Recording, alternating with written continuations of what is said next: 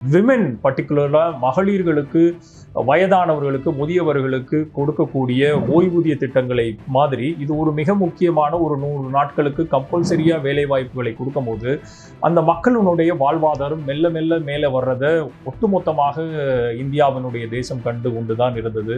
அதை டைல்யூட் பண்ற மாதிரி இன்றைக்கு மொத்தமாக சென்டருடைய கான்ட்ரிபியூஷனா, ஒன்றியத்தினுடைய கான்ட்ரிபியூஷனாக 100 விழுக்காடுகளாக இருந்த இந்த மன்ரேகா ஸ்கீமை இன்றைக்கு விபிஜி ராம்ஜி திட்டத்தின் மூலியமாக 60 விழுக்காடு சென்டராகவும் 40 விழுக்காடு ஸ்டேட்டோடைய கான்ட்ரிபியூஷனாகவும் டைல்யூட் பண்றது மூலியமாக 40 விழுக்காடை கொடுக்க முடியாத பல்வேறு மாநிலங்கள் இருக்கும். அந்த மாநிலங்களில் எல்லாம் இந்த திட்டம் புதிய திட்டமாக வரக்கூடியது விளிம்பு நிலை மக்களுக்கு சென்று சேர முடியாத லெவலுக்கு இதில் மிகப்பெரிய ஒரு தடைகள் ஏற்படும் அப்படிங்கிறது மிகப்பெரிய ஒரு குற்றச்சாட்டாக இருக்குது. அதுபோல இந்த புதிய திட்டத்தில் கம்பல்சரியாக ஒரு 60 நாட்கள் வெயிட் பண்ணணும், பாஸ் பண்ணுது ஒன்றியத்தினுடைய அரசாங்கம்.